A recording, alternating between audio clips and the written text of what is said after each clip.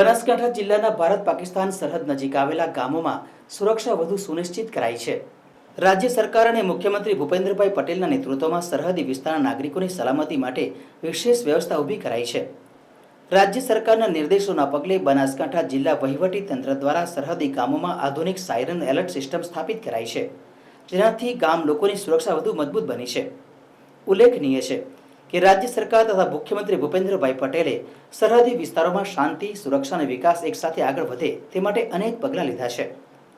રાજ્ય સરકારે સરહદી વિસ્તારના નાગરિકોની ચિંતા કરીને સાયરન સિસ્ટમ સ્થાપિત કરતા નાગરિકો વધુ સુરક્ષિત બન્યા છે। આ સિસ્ટમ થકી કોઈ પણ આપત્તિ કે અચાનક હુમલાની સ્થિતિમાં તરત જ ગામ લોકોને એલર્ટ કરી શકાય છે। સાયરનના અવાજથી લોકો તરત જ સલામત સ્થળે પહોંચવાનું શરૂ કરી શકે છે, જે તેમનું જીવન બચાવવામાં મહત્વપૂર્ણ ભૂમિકા ભજવે છે।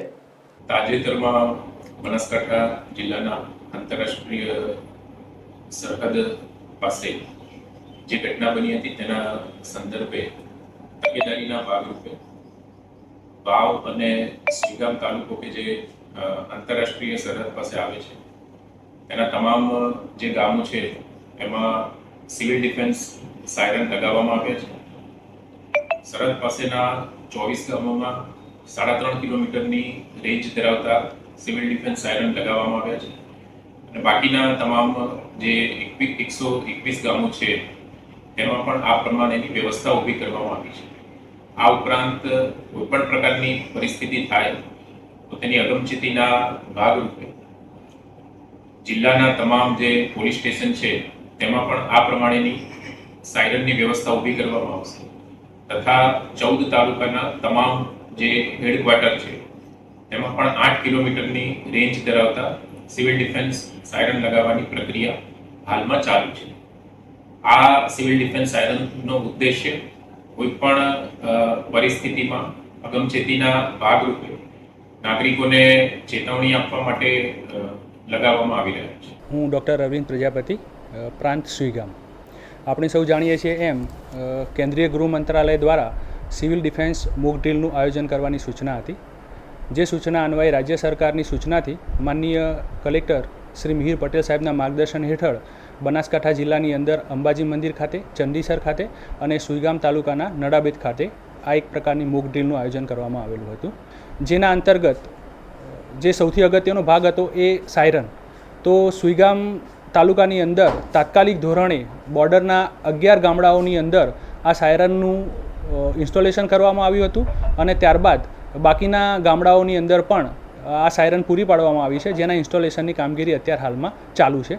એ સાયરન બે રીતે કામ કરે છે। એક વોર્નિંગ સિગ્નલ તરીકે કે જેની અંદર કોઈ આવો સંભવિત હવાઈ હુમલો કે કોઈ ઇમરજન્સીની સ્થિતિ આવે તો એ સાયરન વાગશે અને જ્યારે બીજી જે સિગ્નલ છે એ થોડાક સમય માટે અને એક સ્થિર સાયરન વાગશે, જેના આપણે ઓલ ક્લિયર એટલે બધું ઓકે થઈ જાય ત્યારે એ સાયરન વાગે છે।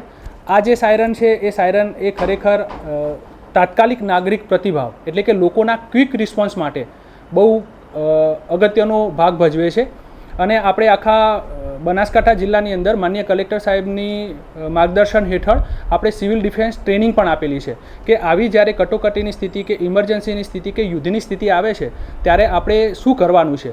તો લોકો પણ આનાથી વેલ ટ્રેન્ડ છે, જેમ કે આવું સાયરન વાગશે ત્યારે એ પોતે સુરક્ષિત જગ્યાએ જતા રહેશે, પોતે જે કંઈ પણ એક્ટિવિટી કરતા હશે એ એક્ટિવિટી બંધ કરી દેશે। જે વોલેન્ટિયર્સ હશે એ બાળકો, વૃદ્ધો, દિવ્યાંગોને પણ સુરક્ષિત જગ્યાએ લઈ જશે, ખોટી અફવાઓથી દૂર રહેશે, વહીવટીતંત્ર દ્વારા જે સૂચનાઓ આપવામાં આવતી હશે એનું ચુસ્તપણે પાલન કરશે। તો આ ટ્રેનિંગથી સજ્જ આ જે સુઈગામ તાલુકો અને બનાસકાંઠા જિલ્લાના જે દરેકે દરેક જે નાગરિક છે એ સુસજ્જ છે, એટલે આ સિસ્ટમ એ ખૂબ ઉપયોગી નીવડશે। છેવાડાનો આ જે તાલુકો છે, બોર્ડરનો જે તાલુકો છે, એ તાલુકાના દરેક ગામડાના એક છેવાડાના નાગરિકની ચિંતા કરવા માટે આપણા સંવેદનશીલ મુખ્યમંત્રી માનનીય ભૂપેન્દ્રભાઈ પટેલ સાહેબનો હું આ વહીવટીતંત્ર વતી અને આ બોર્ડર જે તાલુકો છે એ તાલુકાના દરેક ગામડાના પ્રત્યેક નાગરિક વતીથી હું હૃદયથી આભાર માનું છું અને સાથે સાથે આશા વ્યક્ત કરું છું કે આ જે નવી ટેકનોલોજી છે કે જે સાયરન જે દરેક ગામની અંદર ઇન્સ્ટોલ કરી છે એ જ્યારે પણ આવી કોઈ કટોકટીની સ્થિતિ આવશે, ઇમરજન્સીની સ્થિતિ આવશે કે કોઈ પણ પ્રકારની યુદ્ધની સ્થિતિ આવશે ત્યારે એક સચોટ માહિતી થી લોકોને વાકેફ કરવા માટે, એક ચેતવણી આપવા માટે અને જે આપણે નાગરિકોને સુરક્ષિત કરવા માટે જે રાજ્ય સરકાર જે સતત ચિંતા કરે છે એમાં 100% આપણે સફળ થઈશું. નમસ્કાર, મારું નામ ગૌસ્વામી ગૌતમપુરી કૈલાશપુરી, મારું ગામ દુધોસણ, તાલુકો સોઈગામ,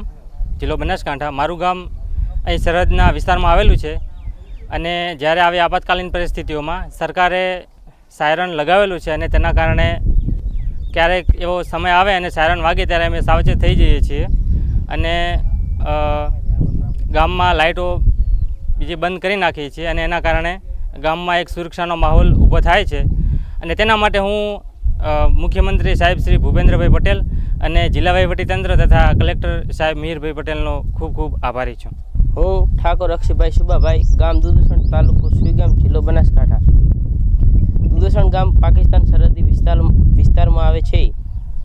પહેલાં અમારે ગામમાં આવી સુવિધા નહોતી અને અમે ખોટી અફવામાં આવીને ડરી જતા હતા, પણ હવે એવું નહીં થાય. હવે જ્યારે સાયરન વાગશે ત્યારે અમે સુરક્ષિત જગ્યાએ જતા રહીશું.